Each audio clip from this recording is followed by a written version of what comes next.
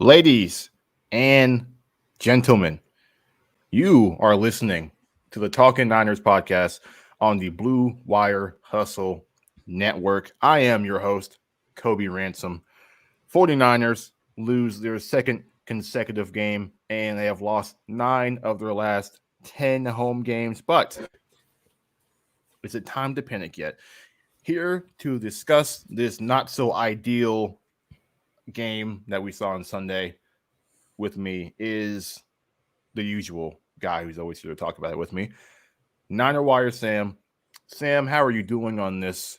Well, we're recording on a fine. What's today? Wednesday. Yes. Wednesday, the 6th of October, 2021. It has been a very fine day, Kobe. I'm always ready to talk some 49ers. Obviously, been a rough week. We lost to the Seahawks. Never fun to do. 2-2. Could have got Stephon Gilmore, missed out on that. But you know what? It's okay. We'll move on.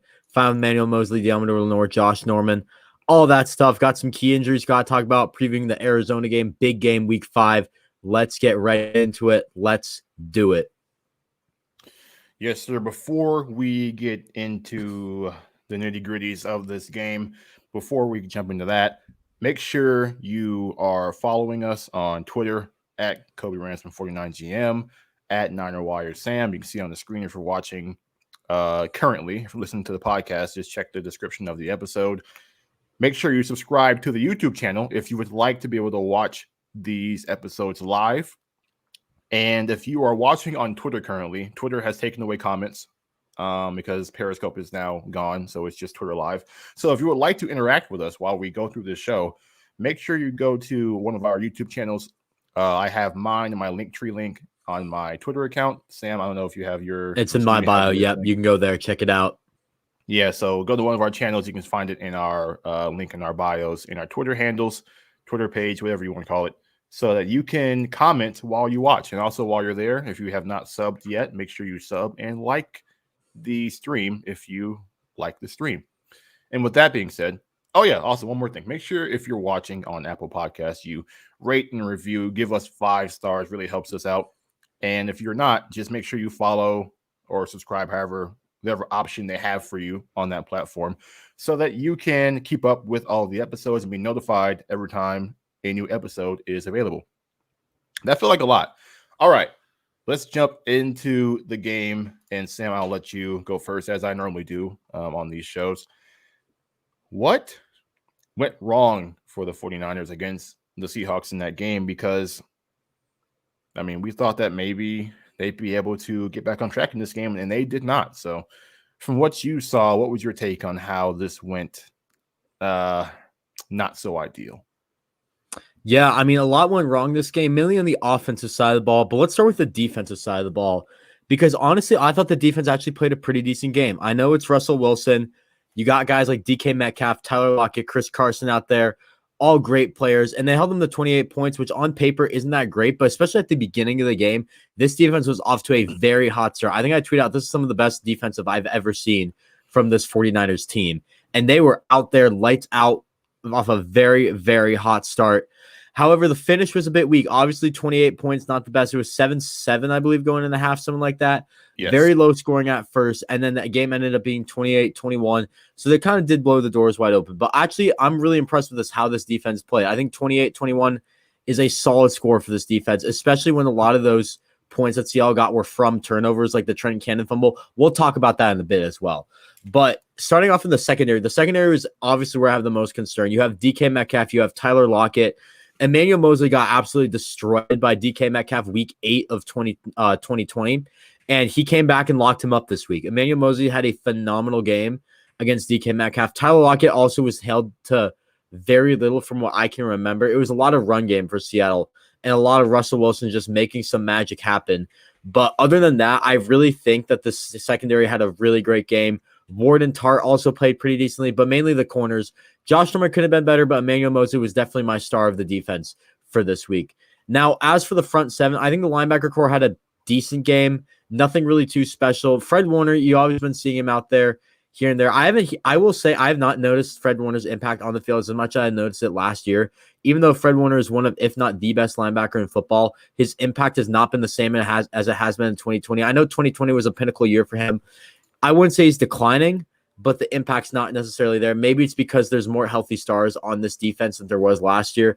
But other than that, I think Fred Warner, he's doing decent. He's doing his job. I can't complain too much. Azeez Al-Shaair is the other player that's been absolutely balling out for this team. And I think it is really good to see a guy like Azeez Al-Shaair ball out week in, week out for the 49ers. And I know Vish brought this up. I know Vish Kumar brought this up on Twitter. I know Jalen Smith got cut. People were like, oh, the 49ers should bring in Jalen Smith. And he's like, no, because Azeez Al-Shaair is better than Jalen Smith. Now, do I think Azeez Al-Shaair is better than Jalen Smith?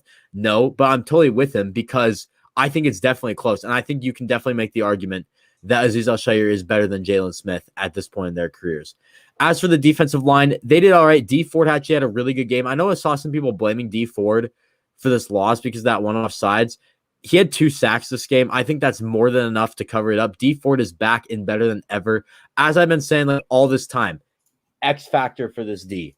The X factor of this 49ers defensive line is D Ford. When D Ford is on the field, this defensive line is so much better. So, I mean, overall, decent game from the defense. Secondary really stood out, but front seven could do a bit better. Now, I'll let you talk about the defense, Kobe, before I go into the offense, because I have a lot to say about the offense, and I've been talking for a while. So take it away with your defensive takes if there's anything you want to say about that. Defense was great for the most part. I mean, 5 straight 3-and-outs. I mean, what more can you really ask for from a Russell Wilson-led offense? You know, when's the last time the Niners have dominated the Seahawks offense in that manner? Even in the games in 2019, they didn't hold them to 5 straight 3-and-outs to start the game.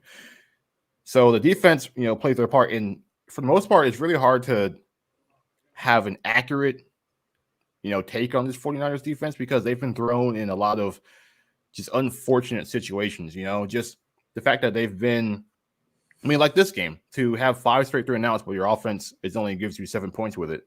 Like, if that game was maybe 17-7 or maybe 17-0 or something like that, defense is in a better spot throughout the rest of the game. So maybe we see they're able to be more aggressive or just things of that nature. Or if the offense starts faster in the Eagles game and the Eagles can't just run the normal offense, maybe they're behind by a lot more, this defense might be able to be in a better position to make plays. The Packer game, if the Niners are able to kind of keep pace and the Packers have to, you know, just some situations where they don't have a short field numerous times in that game, maybe the defense also plays better in that game. So it's really hard because they haven't been playing good complementary football. Because the Niners offense has been struggling a lot, and we'll get into that next. But the defense, you know, at least they've been fairly good for this team. They've been probably going to be, you know, top 10 level. Right now, they're not ranked in that way. I think they're 16th or something like that in DVOA.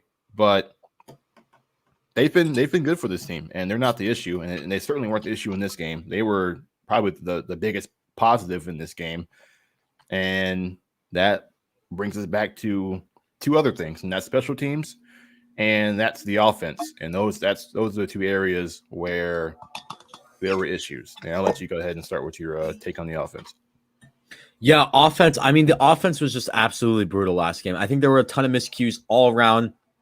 But let's start at the top, where it all starts off on the offense with Jimmy Garoppolo, the quarterback for this team. You have to play better. If you're a starting quarterback in this league, you have to play better than how Jimmy Garoppolo played. I mean, yeah, he got hurt, but I mean, the first half was brutal. And I kept saying it. This 49ers team, the defense was playing out of their minds the first half. The 49ers could have easily won this game. If your defense is playing like that, you should win this game. And Jimmy Garoppolo just stepped in and really didn't do anything for this team. He had that one drive at the beginning of the game.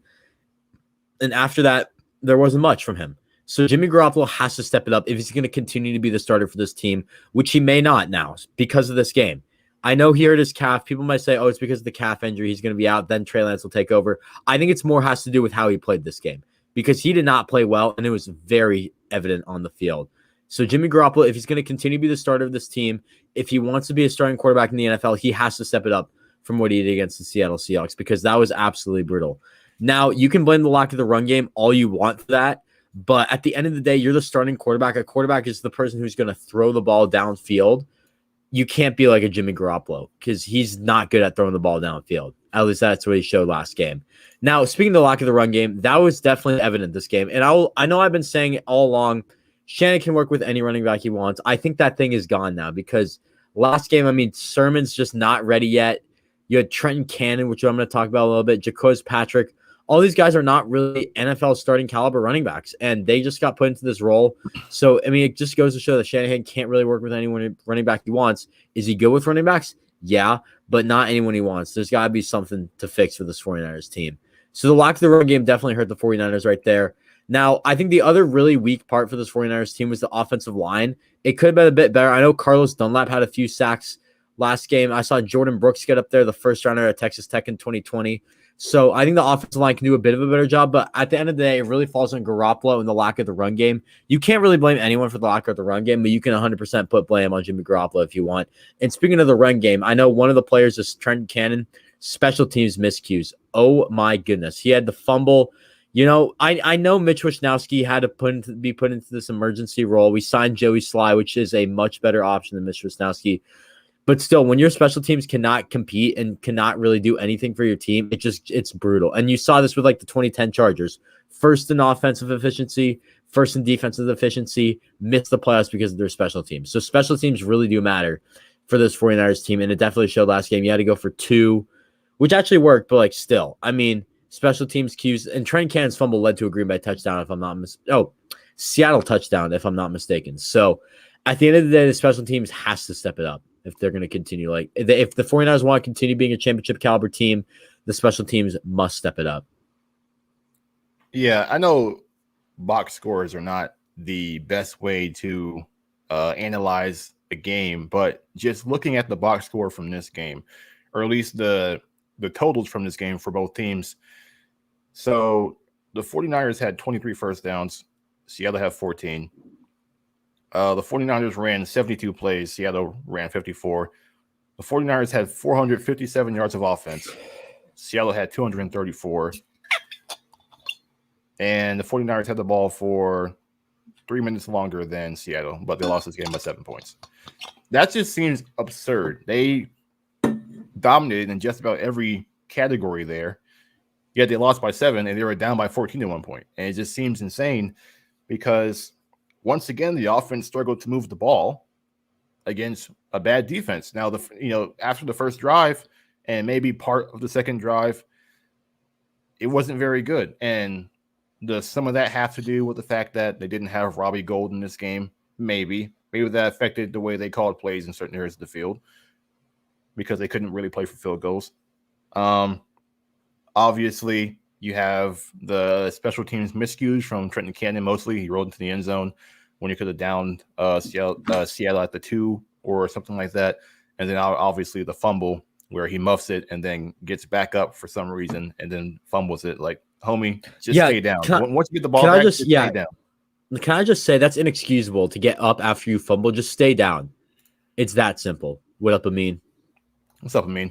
But yeah, like, homie, you already saved the play by getting the ball back. Just stay down at that point and give the offense a chance. Because at that point, Lance, his first drive is tied 7. His second drive, they're down 14. Like, that's not how you would like to set your rookie quarterback up when he's forced into action like that. But even injured or not, the quarterback play in the first half is what is the reason why this game was still tied at 7 going into half, because they could not take advantage of Seattle's defense for the most part. Their weakness, their defensive backs, really everything. Everything wasn't really great for Seattle's defense. They were statistically their worst ranked defense in the league going into this game. And they didn't look that way for most of that first half. And even though the 49ers gained 457 yards, it didn't feel like they really did for the most part in this game. So the offense was way too inconsistent, and that falls on the quarterback play for the most part. And I know people say, hey, you can't blame Jimmy Garoppolo for this game. It's like, well, you kind of can, because the defense had 5 straight 3-and-outs, and the offense produced 7 points against the worst defense in the league. And some of that is also great on Shanahan, because it's like, okay, I know you're without Mostert, But if losing Mostert was all it took to really derail this whole offense, then Kyle, come on, like what's really going on? Like all of your pass catchers are for the most part healthy. I know Kittle was banged up in this game, but for the most part, all of your guys are healthy. You were talking Trent Sherfield up all throughout preseason, and he looked well in preseason. He looked good in preseason in camp, and now we just don't see him anymore, really. And you put Ayuk behind him at some point, and Ayuk's out there. You wouldn't really be able to tell most of the time. He doesn't really get the ball that often.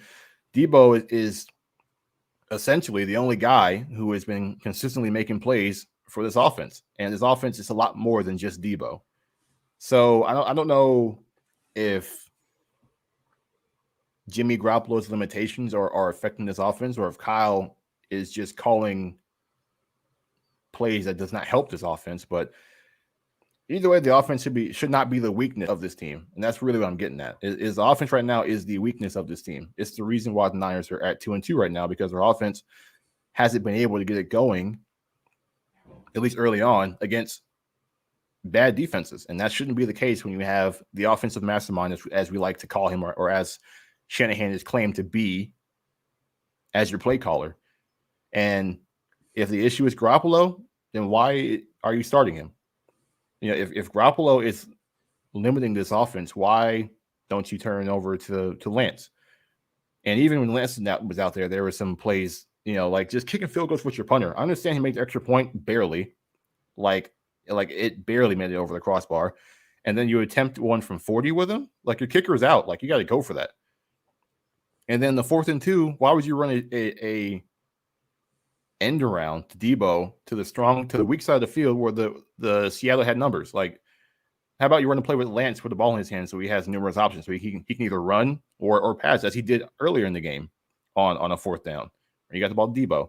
So there was just a lot of miscues by the offense and special teams that just really, put them in a bad position and allowed Seattle to stay in the game. And then once, Seattle stays in the game, Russell Wilson did Russell Wilson things, and that was pretty much it for the most part. Yeah, and I mean, going back on that whole running back situation that you were talking about earlier with Trey Sermon and Trent Cannon and Jacquez Patrick, if you really want a running back, then why don't you sign a guy like Todd Gurley?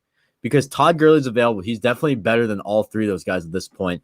And speaking of Shanahan, I mean, honestly, at this point, I think Shanahan could be the problem. I always kept to myself. I mean, you can take or leave if you want. I mean, this is just my thoughts, but I've always kept to myself that I don't think Kyle Shanahan is necessarily the best coach. I like him as a play caller, not necessarily a coach, or maybe it's the other way around. I don't really know. I've never really made that public before because I knew I was going to get flamed and it was probably going to be a bad take. But you know what? At the end of the day, I definitely think that Kyle Shanahan, the 49ers, at the point I'm at right now, I would not be surprised if the 49ers took a risk to fire Kyle Shanahan, kind of what the Toronto Raptors did in NBA terms. Like, they fired Dwayne Casey 2018, hired this new guy. Dwayne Casey won Coach of the Year, by the way, and then they fired him. Hired this new guy, Nick Nurse. They win the championship next year. Maybe then it's time for the Niners to do something like that. I don't really know. But at the end of the day, Shanahan, it could be a real problem for this team because I feel like he's definitely been holding back this offense a lot, in particular Trey Lance. And you got to get Lance out there. This is the future of your franchise. You have to get him out there ASAP. And he seemed ready from the Seattle game. And I think that's a perfect transition into where we're going next. And that is, should Trey Lance start against Arizona? Well, so I'll get to your Kyle Shanahan thing first. Yeah. I don't think you can justify firing him this season. No matter unless they just goes way off the rails and they go like 2 and 4 15. losing seasons in 5 years would be. So, yeah, you look at that and you say, okay, like, you are what your record is, but we kind of understand the circumstances. The one time he had a healthy team for the majority of the year, which rarely happens anyway, but he took him to a Super Bowl. So he's living off of that. And also last year, we have no idea what would happen if that team was fully healthy. This year, I know you have the quarterback conundrum where it's been a big distraction, really, because every week it's all right. So what about the quarterbacks? What about the quarterbacks? What do you think of, where is Trey Lance at right now and that whole thing? And I don't know how much that has an effect on the actual games. Probably nothing. But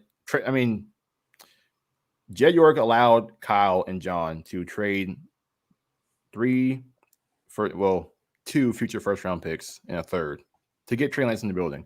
So until Trey Lance starts a full season, which was going to be next year because he didn't start, this season, I think that's when you can start to really, really, hold Kyle to the performance of his team.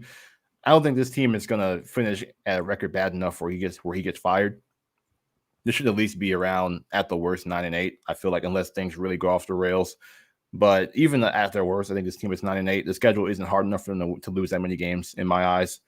But at the same time, he does need criticism because this team is not performing like it's the 5th year of a rebuild. Like this is year 5, and this team is still. I mean, right now the Cardinals look better in year 3 than. I mean, like this is, Cliff Kingsbury's third year, and now they look. And blame injuries all you want, but like the coaching staff, and this has been true when there's been injuries. The coaching staff, it's mainly Robert Saleh, but you gotta talk about Kyle Shanahan, D'Amico Ryans, and all these guys too. They don't really know how to adjust that well, and I know that's the case with everyone, but it feels like the Niners always adjust a lot slower than other teams have been with their game plan. When someone goes down, and I know like it's a part of the game plan, all this, all that, but you should be able to adjust if one of your players goes down because you're taking reps with second teamers, everything like that. I mean, yeah, you just got to make sure you're just a bit quicker because that's how you're losing games, especially when you're in such a strong division like the NFC West. You have to know how you adjust to changes on your offense, change on your defense, changes on special teams, anything like that. You just got to know how you adjust. I just feel like until we see Kyle working with Trey, full time, and Trey is in a position where he's not learning and he's able to actually go out there and like play, in a sense where he has experience and he kind of understands what Kyle wants from the offense, has a feel for the game in the NFL. That's when you can really start to evaluate Kyle. And I feel like that's where this team is at. I don't think this year, unless things really go super, super south, I don't think there's any way you could fire Kyle this season. Like you guys, it's going to be tough to do. They might have to do it. If I think if your team we got to see Kyle with Lance first. That's what we got to see. I'm not going to hold him. That's true. Okay, that's a very good point. They traded picks to get Lance. Obviously, Jimmy's not going to be the guy long term, and he's might not even be the guy short term. We're going to talk about that in a second. But we got to see how this offense, how this team looks with Lance starting. And that's actually a really good judge him too hard this year because he's still developing. Next year, you can start to really kind of judge Kyle's performance. Like, think about, okay, is he the guy? But this year, I know it's been frustrating. I know there's some things that he hasn't done well, some decisions he's made that doesn't seem very smart. But we got to wait and see how he looks with Lance as his guy. So that's just they can't make a decision until they see that, because if they jump the gun and also that's not good for Lance either. If he has to, the coach that drafts him is no longer his coach going into his second year, which that's not what you want either. So that's just where I'm at with it. You got to wait until Kyle's out there with Trey full time before you can really judge what they're doing. Exactly. And before we move on to the Trey Lance, I might as well bring this up. We mentioned Jalen Smith earlier in the podcast. Seems like he is signing with the Green Bay Packers per not Adam Schefter, Ian Rappaport. Yeah. So just want to bring that up. Not coming to the Niners, not really surprised, but it's a big name in the conference. Might see them in the playoffs. Could be something to watch later on down the line. Yeah, we'll see. No Stephon Gilmore, which that situation, the cap space, and he probably wanted to go to Carolina because he went to college in South Carolina, so it's back home for the most part. So maybe that also played a factor. So Niners just couldn't really make that work. That was a tough thing. I'm gonna hold that to him. And then Jalen Smith, I don't think they needed a linebacker like that to where they needed to go after Jalen Smith. And still, cap space still an issue. So exactly. Yeah, no need to do that. All right, moving on. Now let's get into the quarterbacks. So so Kyle called it, at least in terms of Jimmy Garoppolo's injury, Kyle called it a calf contusion. Jimmy said he might have strained something, so we don't really know what it is. It's just know it's a calf issue. But Jimmy essentially said that if he does play on Sunday, he will be having to kind of fight through a little bit of pain to get through the game. So we know that if Kyle does play Jimmy is not 100%. And last time we saw Jimmy playing not 100%, it wasn't very pretty. Not that this year's been pretty either, but we know how that looked. Dolphins game, Seattle game, those 2 games last year were rough. That's when Jimmy was dealing with an injury. So we have that, and Lance last week we saw him play, extended time for the first time since preseason, really. But this time in the game that matters, where Kyle is calling plays that are the best for the team going, at least in theory. He's not calling plays just to put things on film. He's actually trying to win the game. So, meaningful play calling. I guess that's the way I'll sum it up. We saw Trey struggle early on coming out. He had some very ugly plays. He did say his high throw to Debo, that his second throw of the game was him kind of throwing that away because he wasn't open. And I was like, was this the one where he scrambled everywhere and just chucked it to Debo? I mean, is this the one that Jack Hammer showed us on Twitter today that we were talking about? Or am I thinking of something else? I don't know. I know he airmailed Debo twice, but I think hearing Trey talk about it after the game, I think that's his way of throwing the ball away. That it might be, because it seemed like he threw it like just extraordinarily high, where it's like no one's catching that, not even Jesus. And maybe Jesus might catch it. Maybe I'm sliding him too much. But it's Jesus, man. I don't know why that was my comparison, but oh well, we're going with it. But yeah, he said that was him kind of throwing the ball away. And seeing the coverage, it wasn't a pick if it was on target. So that's probably what he was doing. But the Kittle throw was the one that was not good. Now, I didn't get into the all 22 because of things that, so I can't judge him too harshly on some of the other plays where I know some people were saying there may have been some things left on the field. But just from what I saw from the TV copy, I think it was a guy who kind of got it together. And Kyle said this in his interview today, that he got better as the game went on. And that's obviously what you saw. He got settled in, kind of got more comfortable. What stood out to me was his pocket presence. And it's kind of something we felt coming in already, but it is already miles better than Jimmy Garoppolo. And not to bring Jimmy back into it. Easily. Because I know I hate to make this about Jimmy. It's not about Jimmy. It's more about Trey. But just so that, just an easy comparison for Niner fans, because they obviously, I'm assuming people have watched Jimmy Garoppolo play if you're a 49er fan. Trey Lance was a lot more, what's the word? I wouldn't say, I guess kind of comfortable, but he reacted better in the pocket to pressure. And obviously a lot of that is because of mobility, but even just like stepping up in the pocket or evading the defender coming off the edge, he looked comfortable doing that. It wasn't like a rookie where he was like deer in the headlights and he's like, oh, what do I do here? He reacted well. And there was a play where, he kept his eyes up and found Sanu for a gain on a second down. There was a play where he escaped pressure and had a pass to Debo on a 4th down. And then there was a play on a 4th and 10, nothing downfield. He gets out of the pocket, scrambles for a 1st down.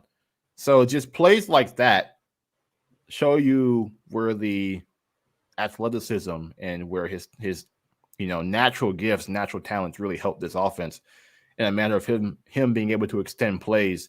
And that's something Jimmy Garoppolo hasn't really been able to do a whole lot. It's been better this season, but not to the degree of Trey Lance. We saw Jimmy get out the pocket and scramble for maybe 2 or 3 yards at a time. Different with Trey. Trey obviously a lot faster than Jimmy. Obviously, that's not a hot take or anything. A lot more athletic, a much better runner, of course. We saw him be able to kind of make something out of nothing numerous times in that game. And also, the running game opened up big time when Trey came in. There were much bigger holes. There were linebackers. There was a time when Trey Sermon was running right by a linebacker, and the linebacker was still looking at Trey Lance as Sermon runs past, the backer. So just that effect, we could see the run game, assuming that Trey Lance gets a chance to start this game, open up a bit. So before we get into what the actual topic is, it's kind of giving, opinions on how Trey Lance looked out there in his first extended playing time. Sam, what did you see from Lance's first extended playing time in that half he got in that game? Well, I mean, the one thing I definitely saw, it wasn't the best performance from Trey Lance, but there's a ton of factors as to why it wasn't the best performance, mainly because it was a Garoppolo game plan that Lance was on. And it's a situation where he was not ready for, because, if he wasn't supposed to go in the game, it's that simple. But from that situation and taking that situation into effect, he did a great job. And I think that's what you like to see from Trey Lance. So basically, if that was a bit confusing for some of you, I definitely know. So On paper, he didn't look good. In reality, he looked great. That's my best way to put it. And right now, I mean, you look at Trey Lance, he had a pretty good game, some great passes. My favorite one was the one to Debo. I forget when it was, but he was in the pocket, scrambled out of the pocket, got Debo open right there. His pocket presence is ridiculous. I know there was one he threw to Kittle in the end zone, which Kittle actually dropped. Pocket presence was great on that one. So there, I mean, he misplaced the throw a little bit. I'm not going to talk about that. I've been beefing about that all day on Twitter. So let's not, you just go on my Twitter feed about that. But anyways, great pocket presence on that throw. That's my one takeaway from Trey Lance from this game for the 49ers. Now, as for the following, I mean, the following weeks, I should say, I mean, you look at what Garoppolo has done against Green Bay and Philly specifically, and he was a major reason why we lost to Green Bay, and he was a major reason why the Philly game was so close. Philly, I believe, is 1-3. They haven't won since no, week 1. they're 2. Philly's 3-1. Wow. No, they haven't won since week 1. They're 1-3. They haven't won. Okay, yeah, I was about to say, yeah, 1-3 makes more sense. But yeah, Garoppolo was a major part as to why that Philly game was so close and as to why we lost to Green Bay. And I think Lance seemed ready from what we saw. I mean, he wasn't ready for that game specifically because it was a Garoppolo game plan. But I think if you want a Trey Lance game plan where you get Trey Lance in the game, ready to go, game plan specifically made for Trey Lance, I think you can put him in the game. And also, I want to bring up a tweet that I saw earlier today. I retweeted it. It's from Leo Luna. This is talking about the Garoppolo injury, strain or contusion. It doesn't really matter. If the 49ers send out an injured Jimmy Garoppolo 1 week before the bye instead of using 3rd overall pick Trey Lance, they would be completely mismanaging the situation. And Leo stated it better than anyone could state it because you're going into a bye. You can evaluate Trey Lance during the bye, see if you want to move forward with him. If you don't, you move to Garoppolo. Trey Lance was also going to have 2 weeks instead of 1 week to fix any miscues that he had against the team like the Arizona Cardinals, the 4-0 Arizona Cardinals. So it's going to be a rough game. But you put him against the best in the league right now, the Arizona Cardinals, probably the hottest team in the league, 4-0.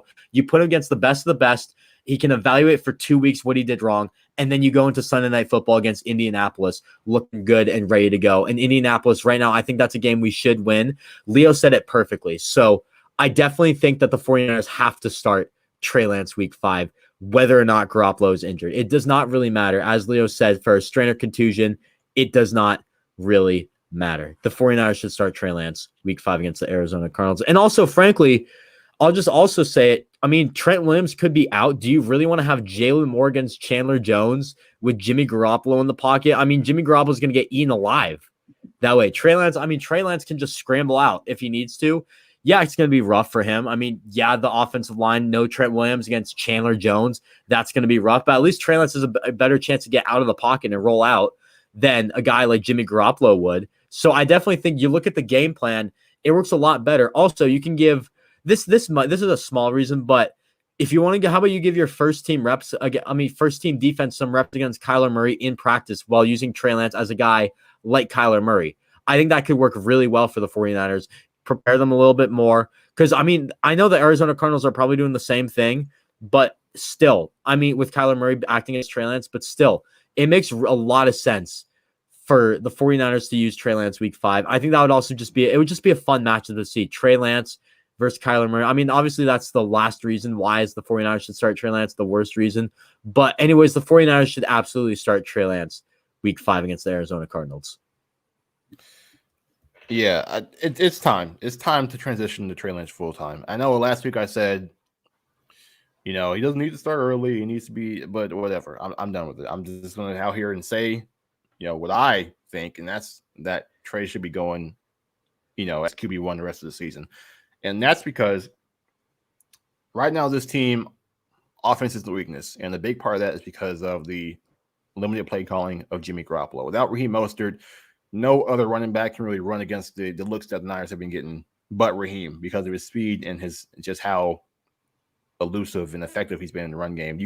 No one can really replace Raheem. But we saw how much better the run game was when Trey Lance came in. And another thing is Trey, to put it in, I know you were trying to explain it, saying that Trey looked like he was not ready, but I think Trey didn't look like a guy who didn't need to be out there. I think that's the best way to put it. He looked like he can handle himself, and that was the biggest thing. Looks like a guy who gets better playing more, not like a guy who needs to sit down and And I know it's raw. I know it's ugly. That's going to happen. You're going to have to live with that if you play Trey. But, just the result of doing that, him getting better at a faster rate, as Steve Young has said numerous times, you get better by playing as you can see things, experience things, and go through it. And this roster is built to support him. It's not like he's in Jacksonville. It's not like he's in New York. Even those two teams, I mean, Trevor Lawrence had a really good game against the Bengals, and Zach Wilson got a win against the Titans. I know they were without A.J. Brown and Julio Jones, but, for the Jets, I mean, that team is the Jets. A win's a win for them. Justin Fields looked much better, and now he's the full-time starter going forward. He looked much better than he looked against the Browns. He had a good game against the Lions, and now Matt Nagy says, all right, Fields is the guy. We feel like he's ready enough to handle himself, and he is. So it's a different era. These guys, the game is so favored towards the offense now that these guys can play earlier. These guys can learn faster. We've seen, even in history, even the past few classes, we've seen Deshaun Watson play well rookie year. We've seen Baker Mayfield play well his rookie year. Justin Herbert played his rookie year. And now look at, he's one of the best quarterbacks in the league already in his second year. So I'm not saying that, if you play Trey now, he'll end up turning into that, but it's not going to hurt this team. And it's not like Jimmy Garoppolo is providing this team much anyway. This team is still 2-2 with him starting against these teams that Kyle may have been hesitant to start Trey Lance against. So it's time to put Trey Lance out there. It raises the ceiling of this offense. The running game will be better. They can do a lot more with Trey. Obviously, the deep ball will become a part of the game plan because he's got an arm. You're not going to not use it. So it's time. For me, it's time. Jimmy Garoppolo has not been getting it done for this team against the good teams. Since, he struggled against the Eagles, made too many mistakes to beat teams like Green Bay and Seattle. And those two defenses weren't even good for the most part. It's time to switch to Trey. If Jimmy can make mistakes and lose you games, Trey can too. And at least it's beneficial for Trey because he's getting experience and he's getting play time. He can get better as he goes along. Unlike Jimmy Garoppolo, who is who he is at this point. So that's really what it comes down to me. Trey should be the guy going forward the rest of the season. Yeah, and also just for week 5, yeah, Trey should be the guy going forward, in my opinion, as well. But, I mean, week 5, why are the 4? It seems like the team is almost rushing Jimmy Garoppolo to get back when you have a backup quarterback. That's also, not only is that a terrible idea because I think Trey Lance is ready to go, but that's also just bad for Jimmy Garoppolo. I mean, you're going to rush him back. If he gets hurt, then you're going with another Garoppolo game plan for Trey Lance against a 4-0 team that you have to win. This is a division game. You have to win those division games if you want a chance to make the playoffs. Right now, you're last in the division. You have the Rams at 3-1. You got the Cardinals at 4-0. You have to win this game if you want to still keep up your chances of maybe winning the division, getting to a playoff spot. Because honestly, all 4 of these teams getting in the playoffs. If you still want a chance, you have to start Trey Lance, in my opinion. That is the best option. He's ready to go. If Jimmy Garoppolo, the only way I think you can start Jimmy Garoppolo is if he is 100%. And not even 99%. If it's still there's still a little bit of pain, you still start Trey Lance. You have to be 100%. You have to be confident that he's not going to re-aggravate that injury, and you go with another Trey Lance game plan. Trey Lance playing for under a Jimmy Garoppolo game plan. You have to be prepared this game, and I think the best way to prepare for that is by starting Trey Lance, and also just preparing for that now. I think usually on Wednesdays the starting quarterback speaks. Jimmy Garoppolo was speaking today. And it didn't seem like he was ready. And also, I know Kyle Shannon's oh, it's a calf bruise. It's not a big deal. He said Jimmy Garoppolo said it's a calf strain. It seems like Kyle Shannon is definitely trying to rush Jimmy Garoppolo back. And that is a major concern for me. And also, I'm sure Jimmy's probably going to rush himself back to play because easily. What can happen if Jimmy doesn't play? Lose his job. If Trey comes out here and they win this game against the 4-0 Cardinals, I mean, that's just trouble for Jimmy. I don't know how you switch back to Jimmy after you lose 2 games against the Packers and Seahawks, and then Trey comes in and you win, against the divisional opponent, against the Arizona Cardinals, who are 4-0 and playing really good football. They just beat the Los Angeles Rams, who last week we thought the Rams were hands down best team in the NFC. And then the Cardinals come along and just whoop them. So, I mean, it's just not hard to me. Let's just go forward with Trey. Jimmy, I understand maybe coming into the season, hey, I'm not comfortable throwing Trey out against these teams, and we got this is a team that wants to compete. I mean, that wants to contend for a Super Bowl. Jimmy gives us the best chance to do that, but then again, you lose against the playoff contending teams. So obviously, he does not give you the best chance to do that. Might as well go ahead with Trey, just work out the kinks, go through the growing pains, allow him to learn, develop, get better, and then we'll see where we're at the end of the season. You never know. Trey, if he plays now and this team is still in the playoff hunt, obviously it was. I think they could still be, with Trey starting. Trey at the end of the season is going to be better than what Jimmy Garoppolo probably will be at the end of the season. Or Jimmy Garoppolo now. Oh, easily. He's not going to improve. So Trey could potentially be a better quarterback for this team in the season than Jimmy Garoppolo if he plays now. And that's the part where you kind of have to think ahead while also, living in the present. Where it's like, listen, if I play Trey now, and that's why I said start in week 1. Could you play against Detroit? You play against Philadelphia. I know that game turned out to be harder than we may have anticipated going in, but at the same time, the Eagles got smacked by Dallas, got smacked by Kansas City, so maybe they were not as good as we thought they had looked because Atlanta doesn't look very good either. Maybe the Eagles just beat up on another bad team. Also, week 1, the Bills lost to the Steelers week 1. The Steelers look terrible. Green Bay lost to the Saints week 1. The Saints don't look that good. They just lost. And to the Bills Giants. Also look insane after losing to the Steelers. Just for so what it's week worth. Week one isn't even really a good example of what these teams really are. So going forward, Trey, if he learns, if Lance is able to learn early in the season, he's probably at a better point right now. Number one, maybe they beat Seattle if Lance starts a full season, and then he plays in that game. Maybe Lance is in a better spot than he was when he came in. So just things like that. I feel like Kyle is just kind of really putting himself in the box, saying like, okay, we got to win, and Jimmy's the best guy to do that. And instead of thinking outside the box, where it doesn't seem that insane, thinking about it, but just playing Lance and going through the struggles and putting him in a better position to be better early on, or at least be in a good spot towards the end of the season, and then maybe have a better shot in the playoffs against some of these teams. So that's just my take on it. Hopefully they're not trying to rush Jimmy back, and if they do, I don't know what Kyle is doing. If they play Jimmy, if they rush him back, then it's obvious that Kyle Shanahan thinks that Trey Lance is going to be a bust. That's the only way I can put it. I wouldn't say that. I wouldn't say he thinks it's going to be a bust. I mean, that means that he has zero confidence in what he can do right now. That's because Jimmy's not even going to be healthy for this game. So if you're throwing out a limited Jimmy Garoppolo over a fully healthy Trey Lance that you traded 3 first-round picks for, like, but can I just add to that? Let me add to that a limited Jimmy Garoppolo with Chandler Jones on your blind side with Jalen Moore blocking for him, and blocking Chandler Jones, I should say. Like, how on earth is Jimmy Garoppolo going to escape the pocket? Like, Chandler Jones had 5 sacks week 1. He's going to have 10 week 5, if that's the case. I mean, yeah, I'm over-exaggerating, but I mean, I would not be surprised if Chandler Jones gets 4 sacks. I mean, he went to Syracuse University. All the best players in the NFL go to Syracuse University, baby. I don't know. I had to throw that out there. All right, into my rant. That's where I'm at with it. Okay, Cardinals game. The Cardinals are we're going to Arizona, to the 4-0 Arizona Cardinals. And come on, I'm looking at this. I did not know that AJ Green leads his team in receiving yards. That is I know. AJ Green is back, man. I told people it was going to be a good sign. Everyone's like, no, AJ Green, it's not good. But he's good. He's looking solid.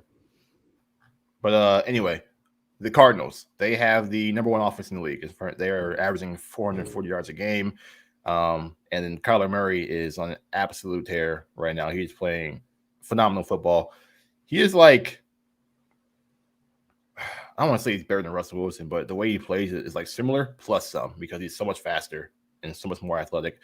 It's going to be a headache for this defense, but the defense played well against Russell Wilson early on in that game, so maybe they'll have a game plan to contain him. For the most part, this offense has been unstoppable, and just kind of preparing for this game. Niners defense, obviously, I think they're probably going to have Norman back next week. We'll see if he plays or if Kirkpatrick. I think it's obvious that it's not going to be Lenore. It seems that they want to go with more vets on the outside. But This offense is struggling, but if Trey Lance starts, this is against the 26th ranked rushing defense, and the Niners might be able to run the ball on this defense. The Rams struggled most of the year running the football, and then all of a sudden the run game gets going in this game against the Cardinals. Obviously, they fell behind pretty early, so they couldn't stick with it. But every team's been able to run well against this Arizona defense. So if Trey Lance plays and this defense is able to even do half of what they did against Seattle in that game last week, Niners, there could be a chance that even though they're coming in as I think a 5.5 point underdog, could have a chance to win this game, even with Lance and the quarterback playing this first game. Or starting. Yeah, I think right now, looking at this game, you kind of said it best right there. I think Jimmy Garoppolo, I think Lance has the better job for this game, as we've been talking about this entire episode. But I think at the end of the day, I think the Cardinals, this is a team that always has our number somehow, some way. And they've always, Even when they weren't good, they still made it. Even though they weren't good, they still always, I remember in, they had the number one pick. They went, what is under my foot? Sorry. I just stepped on something. But anyways, in 2018, when they had the number one pick in 2019, this is the Josh Rosen Cardinals. They went 3-13 to beat us twice. Yeah, that happened. And then 2017 beat us twice. 2019 this was a 13-3 season for us. Gave us two really, really rough games. Came down to the wire twice. It came down on the wire twice. And I know it came down on the wire twice. It was a 2-possession game for actually the second one, but we scored in a last-minute touchdown, literally because they botched the kickoff and they were trying to do everything. But at the end of the day, the Cardinals always have our number. Even 2020, week one, we have so much confidence and they just come and obliterate us. And then I know we won that game with Beathard, but that's just one game. But this year, the Cardinals are on fire. Kyler Murray is going to be very hard to stop. The 49ers, I know they did well against Jalen Hurts, but Russell Wilson, all right against, I guess. They've been doing a lot better with mobile quarterbacks. From the two that we've seen this year, they've been doing a little bit better. Oh, shit. This offense is loaded, though. Rondale Moore looks for real. Rondale Moore, that kid is legit. You have DeAndre Hopkins is still the best wide receiver in football. AJ Green Christian Kirk is fantastic as well in the Christian slot. Kirk's looked really good. Their wide receiver core. Chase Edmonds has been really good. James Conner. Yeah, Edmonds has been surprisingly good too. Chase Edmonds. I wouldn't say James Conner had like 2 1-yard touchdowns. I don't think he's really doing that much. But Chase Edmonds, he's all right. But Chase Edmonds has been doing a great job. Their offensive line reboosted with Rodney Hudson and I forget who else they have, but it definitely guys. But yeah, it's definitely helped. Yeah, it's definitely helped a lot. And you look at. I'm gonna just look up the Cardinals scores because I feel like they've been beating teams by a lot. Actually, they scored 30 in every game. They scored. They beat Tennessee 38-13. They beat Minnesota 34-33.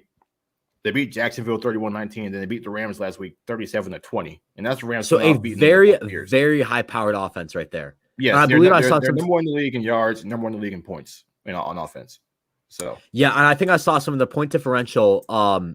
Is I think it's second in the league behind Buffalo, and just a reminder that Buffalo played Houston and won 40-0. So I think the Cardinals right now are the best team in football. I said they were going to win the division. They're looking like division winners, and even on the defensive side, Chandler Jones is as against Syracuse University alum, out of this world, man. He's looked absolutely insane this season. Also, Zaven Collins having a great rookie year, starts his rookie campaign. In the secondary, I'm going to be real. I haven't watched much Cardinals football. I watched the other 3 games. There's the secondary is they play fast. They play very fast. That is true. That's what I was going to say. Budda Baker, physical, and they're competitive on everything. Byron Murphy has been fantastic. He got 3 Byron picks? Murphy has looked really good this year. He's looked good. Budda Baker's always one of the best safeties in football. So at the end of the day, I think you have to. This is going to be a very rough challenge. And I said earlier, I don't think we're going to win. I still think we're not going to win this game. I think this should be a game where you test the waters out with Trey Lance. And you have to. This is why you should put Trey Lance in, because if you put Garoppolo in and lose, then you just kill Lance's development a little bit. If you put Lance in and lose, that's going to help Trey Lance a lot still. The only way you put Garoppolo in, if you put Garoppolo in, you have to win. It's that simple. That is a must-win. It's already a must-win game. It's an even more must-win game if you put Jimmy Garoppolo in as your starting quarterback. I think that's why you have to put Lance in and you have to take those risks. I mean, yeah, you might lose, but I think you have to get your quarterback some experience in the game that you're probably going to lose with your other option. So it's going to be definitely interesting to see. And as I've been saying, Chandler Jones versus Jalen Moore, that could be very rough to say the least. So at the end of the day, I think we're going to lose, and I think we're going to lose actually by at least 2 possessions, probably, maybe even a bit more. I think you're probably looking at let's go with 34-21. I think that's a solid score prediction. Arizona winning. I don't think this game is going to be that close. And would you say the line was, Kobe? I think it's 5.5 last I checked. 5.5. Yeah, I'm smashing Arizona to cover. Yeah. The Niners could definitely win this game, but there's no way you can go in this game and feel confident that they will, I feel like. Because, number one, probably going to be Lance's first start if they play Lance. Obviously will be Lance's first start if they go with Lance. But if they go with Jimmy, obviously not healthy. We saw what not healthy Jimmy looked like last year. Not healthy Jimmy was not very good. That Dolphins game was horrific. And the Seattle game in Seattle wasn't very good either. His last game of the year. So, and so far, this year, Jimmy hasn't looked the best at times. So if you toss him out there even less of himself and he can't move the way he would like to out there, it's just going to be a rough thing.